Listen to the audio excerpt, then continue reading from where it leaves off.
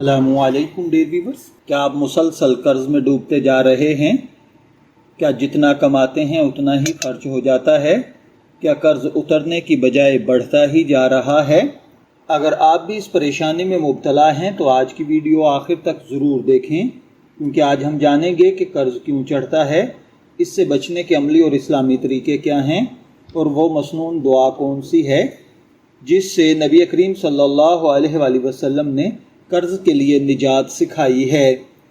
सवाल यह है कि कर्ज क्यों चढ़ता है। सबसे पहली वजह अपनी आमदनी से ज़्यादा खर्च करना है।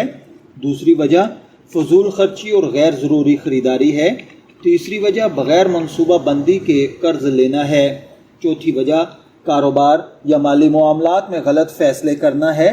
पाँचवीं वजह माली ज़िम्मेदारियों में गफलत और बाज़ औक़ात हराम कमाई या लोगों के हुकूक अदा न करना भी बरकत ख़त्म करने का सबब बनता है।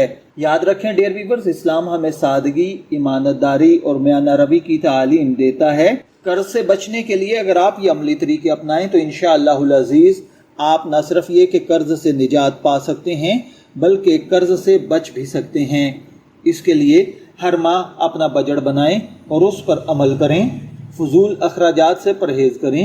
ज़रूरत के बगैर कर्ज ना लें। अपनी आमदनी का कुछ हिस्सा बचत के लिए ज़रूर रखें।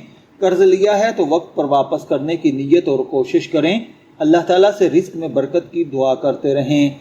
कर्ज से निजात की मसनून दुआ जनाब नबी अकरम सल्लल्लाहु अलैहि वसल्लम ने कर्ज और परेशानी से बचने के लिए हमें ये दुआ सिखाई है। अल्लाहुम्मा इन्नी अऊज़ु बिका मिनल हम्मी वल हुज़न वल इज्ज़ि वल कसल वल बुख़्ल वल जुबन। ऐ अल्लाह, मैं तेरी पनाह मांगता हूँ गम और फ़िक्र से, बेबसी और सुस्ती से, बुखल और बुज़दली से, कर्ज के बोझ से और लोगों के गलबे से।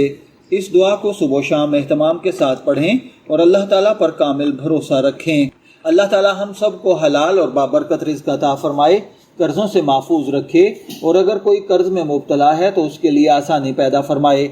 अगर आपको ये वीडियो पसंद आई है तो इसे लाइक करें, शेयर करें और ऐसे ही इस्लामी मालूमाती वीडियोस के लिए हमारे चैनल को सब्सक्राइब करना ना भूलें।